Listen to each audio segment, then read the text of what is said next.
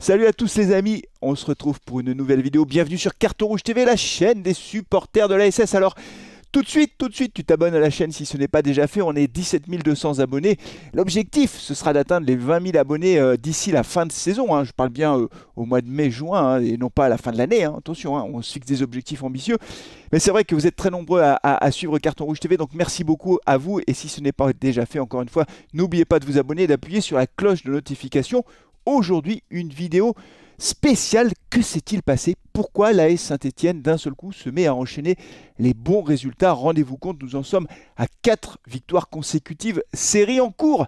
Après la victoire à domicile face à Pau, 2-0. Oh, c'est pas un match exceptionnel, c'est pas un match qui restera dans nos mémoires à tous, mais l'essentiel est là, une victoire importante face à un concurrent direct pour le maintien en Ligue 2, et les Verts restent sur une série tout à fait significative. Depuis le début de l'année 2023, les Verts ont joué 8 matchs de championnat, ils en ont gagné 6 et ils ont perdu 2 fois. Les 2 défaites, je vous le rappelle, c'était la défaite à Bastia, qui nous a un peu énervé d'ailleurs cette défaite, parce qu'on avait l'impression d'être retombé dans le travers habituel. On était un peu agacé après cette défaite bête à Bastia. Et puis la défaite à domicile face à Sochaux, 3-2. Les Verts qui semblaient tenir leur victoire en toute fin de match ont mené 2-1 à quelques minutes de la fin du match. Sochaux a égalisé, pire que ça, Sochaux a marqué le 3e but en toute fin de rencontre, au bout du temps additionnel. Mais les amis, quand on regarde ce qui se passe depuis maintenant 8 matchs, c'est vrai que les Verts vont beaucoup mieux. Ils ont marqué 18 points au cours des 8 derniers matchs. Rendez-vous compte, 18 points alors qu'on en a 30. Ça veut dire que vraiment en 8 matchs, on a fait beaucoup mieux qu'au cours des 15 premiers matchs. C'est tout à fait impressionnant, même plus que ça, puisqu'il y avait eu 17 matchs de jouer en réalité. Et donc les Verts sont incontestablement sur une bonne dynamique. Alors pourquoi d'un seul coup les Verts se mettent à enchaîner des résultats positifs? On va aborder ce sujet-là. Et j'ai voulu retenir 3 points qui me paraissent importants, les 3 points qui expliquent, à mes yeux bien sûr, mais le débat est ouvert, pourquoi l'AS Saint-Etienne se remet à tourner dans le bon sens. Le premier point, vous l'avez compris, c'est une évidence, c'est le mercato hivernal. On en parle tout de suite.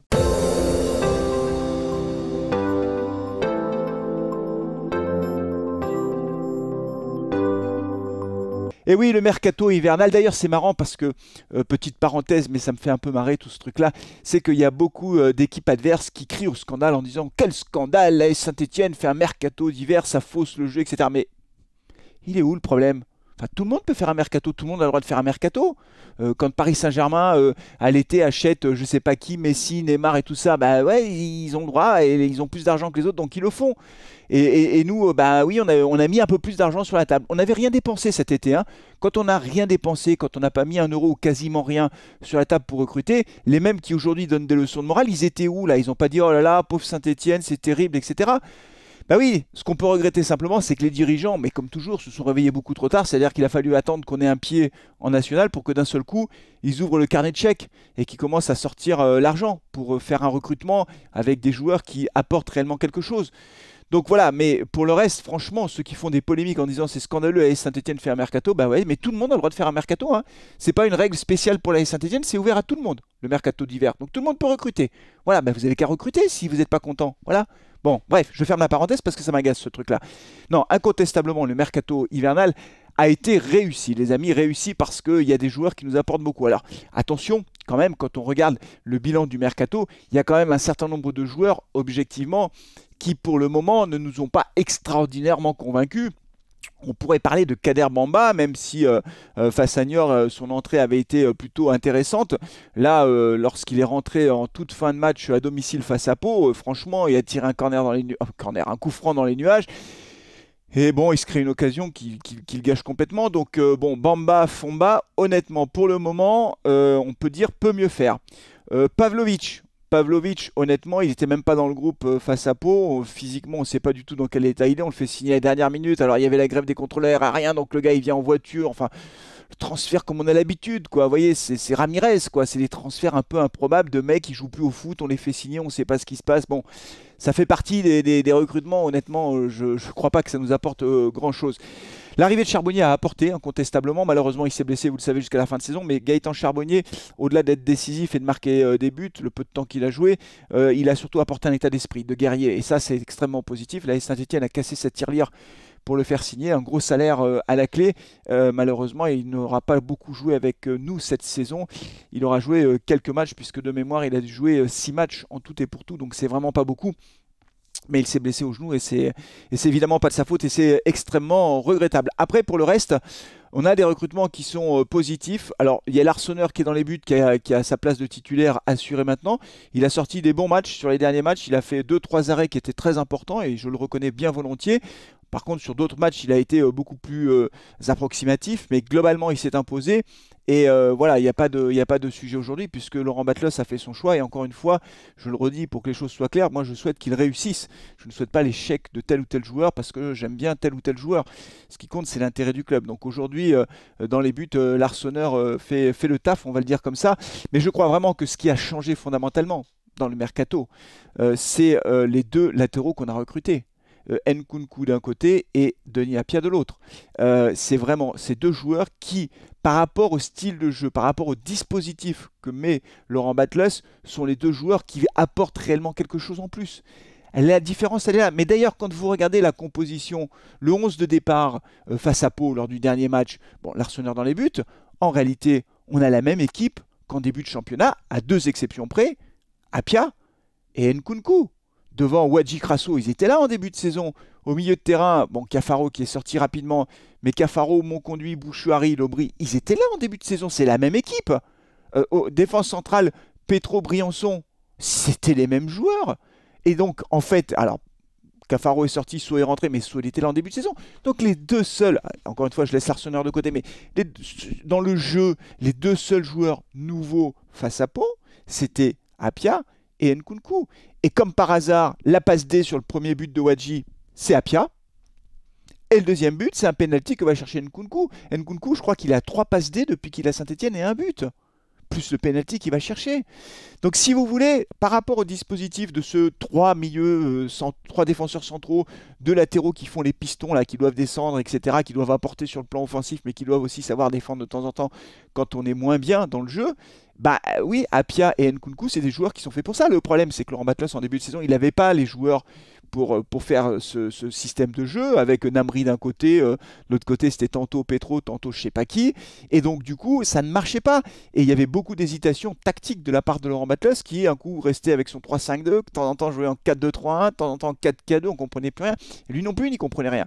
Là, c'est vrai que ces deux recrues, elles font la différence. Très clairement, elles apportent beaucoup sur le plan offensif et défensif. Et c'est ça qui, à mon avis, fait vraiment la différence dans ce mercato. Parce que pour le reste, bon, Charbonnier, encore une fois, est blessé. Fomba, Bamba, pour l'instant, ça n'apporte pas grand-chose. Et puis, Pavlovic n'apporte rien non plus, puisqu'il ne joue pas. Donc voilà, donc c'est les deux éléments clés. Dites-moi si vous êtes d'accord. Mais ça ne suffit pas. Et non, ça ne suffit pas à expliquer pourquoi l'AS Saint-Etienne va mieux. Il y a un deuxième point qui est très important. On en parle tout de suite dans la deuxième partie de cette vidéo.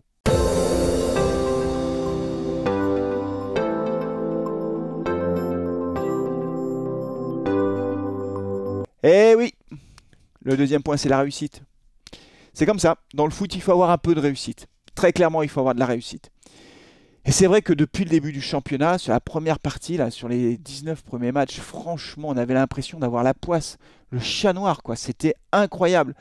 Des décisions arbitrales, franchement, qui étaient très clairement en notre défaveur. Dans l'immense majorité des cas, des cartons rouges bizarres, des trucs, des pénaltys non sifflés, des pénaltys sifflés contre nous, hyper limite. Et puis ce manque de chance, vous savez, ce petit truc qui fait qu'une action, pas de chance, ça tape le poteau ou ça passe juste à côté. Et ça nous a suivi pendant quasiment une demi-saison. Mais franchement, c'était désespérant. Tu dis, mais jamais la roue tourne, elle tourne ou pas? La référence, hein. Ah bah oui, c'est Franck Ribéry la référence. La roue tourne. Est-ce qu'elle tourne? Bah oui, elle a tourné, la roue tourne. Parce que ça va mieux de ce point de vue-là. On a plus de réussite, on a plus de chance. Encore une fois, il suffit de regarder, et puis même les décisions arbitrales sont plus en notre faveur, ou en tout cas on est moins défavorisé, même si face à Pau, je pense qu'on aurait pu hériter d'un penalty pour une faute sur Briançon. Mais voilà, Pau a touché la transversale. Souvenez-vous le match face à Nîmes. Quand Wadji part, il court. Mais normalement, Wadji, cette action-là, à la fin, soit il trébuche, il tombe, soit il tape le poteau, soit ça passe juste à côté, soit il y a un défenseur qui tacle au dernier moment. Là, ça va au fond. Le but face à Pau, Wadji qui tacle le ballon pour le mettre au fond. Alors, vous allez me dire, c'est facile, il est devant le butoir. Enfin, il faut déjà la mettre. Mais mine de rien, là, je suis sûr qu'en début de saison, ce ballon, il taclait et il arrivait un tout petit peu en retard et ça passait à côté. voyez, c'est ces petits trucs qui font la différence. Incontestablement, on a plus de réussite. On n'a quasiment pas eu d'occasion. On a eu 2-3 occasions face à Pau, mais on en met 2 au fond.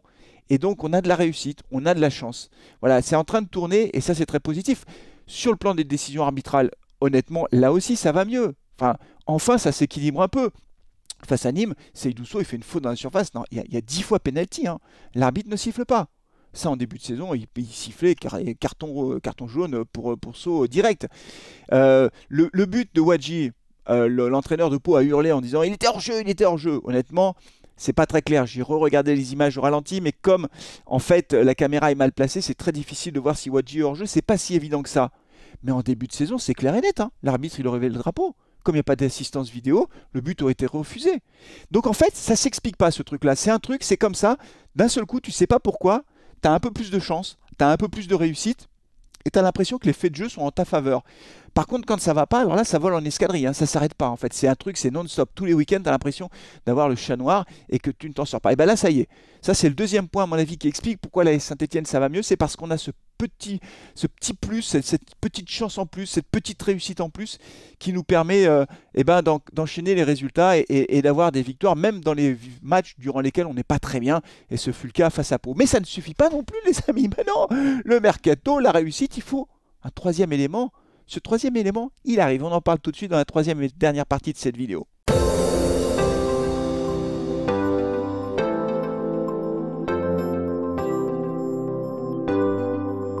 Eh ben oui, les gars, c'est comme ça. Enfin les gars et les filles, parce que il y a beaucoup de filles aussi qui regardent Carton Rouge TV. Mais non, mais franchement, mercato, la réussite, puis derrière la confiance. C'est essentiel dans le foot, la confiance. Et d'ailleurs, il y en a un qui l'a dit en conférence de presse, c'est Nkunku. Il a dit, je ne sais pas si c'était en conférence de presse ou si c'était dans un article, dans une interview, un journal. Il a dit, ce qui a changé chez moi, c'est que j'ai repris confiance.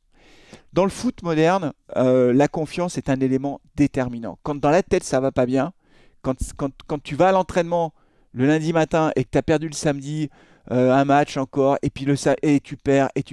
Quand tu arrives à l'entraînement, tu n'es pas bien. Là, forcément, l'ambiance est meilleure à l'entraînement. Les gars, ils enchaînent les victoires, donc ça se détend. Et ça appelle la confiance, ça amène la confiance, tout simplement. Les résultats qui s'enchaînent, ça amène de la confiance. Et puis aussi, ça a un impact sur nos adversaires qui forcément se disent, bon, bah, ils sont en pleine bourre, quoi. Donc, si vous voulez, ça change complètement la donne. Quand les adversaires, avant la fin de l'année dernière, quand on enchaînait défaite sur défaite, arrivaient à Geoffroy Guichard, mais on le voyait, ils arrivaient pour gagner les mecs. Ils étaient là pour gagner les matchs. À Saint-Etienne. Et souvent, ils gagnaient les matchs. Y compris Rodez, par exemple. Les mecs, ils arrivent, ils gagnent et puis ils s'en vont. Rodez. Bon, donc là, ça a changé maintenant. Les Verts sont sur une bonne dynamique. Les joueurs qui arrivent à Saint-Étienne, ou les équipes qui jouent contre Saint-Étienne, elles sont déjà un peu plus sur la défensive en se disant, ouh là là, c'est une équipe qui tourne très bien. Donc ça amène de la confiance. Et puis, la confiance, les résultats, ça amène aussi le retour du soutien du public. Même si, et je le dis, le public n'a pas tiré un trait sur les dirigeants. D'ailleurs, on a vu des tifos face à Pau. Le trio de dirigeants, Romeyer, Cayazo, Soukas, ont encore été, bien sûr, brocardés par le public, parce que ça ne change pas. C'est pas parce que les résultats sont là que les Verts tirent un trait, enfin les supporters verts tirent un trait sur tout ce qui s'est passé. Non, mais néanmoins, avec les joueurs, avec Laurent Batles, eh bien oui, il y a forcément une union sacrée qui se crée pour sauver le club. Et ça, pour les joueurs, c'est hyper important. Vous imaginez ces joueurs qui sont arrivés au mercato d'hiver, par exemple, et qui n'ont jamais vécu ça à Saint-Etienne, à la fin du match, le public qui chante avec les joueurs, forcément, ça crée quelque chose. Donc, si vous voulez, on est dans une bonne spirale. On est dans une bonne spirale, mais attention, et je vais terminer par là, attention, ne nous enflammons pas, ce n'est pas gagné, on n'est pas encore complètement tiré d'affaire, il reste encore beaucoup de matchs à jouer, et ce qui permet aujourd'hui de reprendre confiance, ça peut très vite s'enrayer. 2 défaites consécutives à l'arraché avec des erreurs, des machins, et d'un seul coup tu perds confiance. Et là tu as de nouveau le cercle infernal qui se met en route. Donc attention, attention, rien n'est gagné, rien n'est acquis, on va démarrer une série de matchs beaucoup plus difficiles, Bordeaux, Le Havre à l'extérieur en plus, donc ça va être difficile, on risque de perdre des matchs. Et là pour le coup il va falloir être capable mentalement de garder le cap et de rester solide pour pouvoir poursuivre, pour pouvoir engranger des points nécessaires en vue du maintien. Donc voilà les amis, Voilà ce que je voulais partager avec vous. C'est une petite vidéo comme ça, un peu bilan, analyse de ce qui fait que l'AS Saint-Etienne va mieux. Mais encore une fois, le débat est ouvert. Allez-y, dites-moi en commentaire si vous êtes d'accord avec moi. Est-ce qu'il y a quelque chose que j'aurais oublié, par exemple? Est-ce que j'aurais oublié un truc dans les éléments qui font que l'AS Saint-Etienne va bien? Dites-le moi en commentaire. Et puis si vous n'êtes pas d'accord avec un des points, bah, vous le dites aussi, les amis. Merci beaucoup d'avoir suivi cette vidéo. On se retrouvera pour le match face à Bordeaux. D'ici là, prenez soin de vous, de vos proches et allez les Verts. Ciao!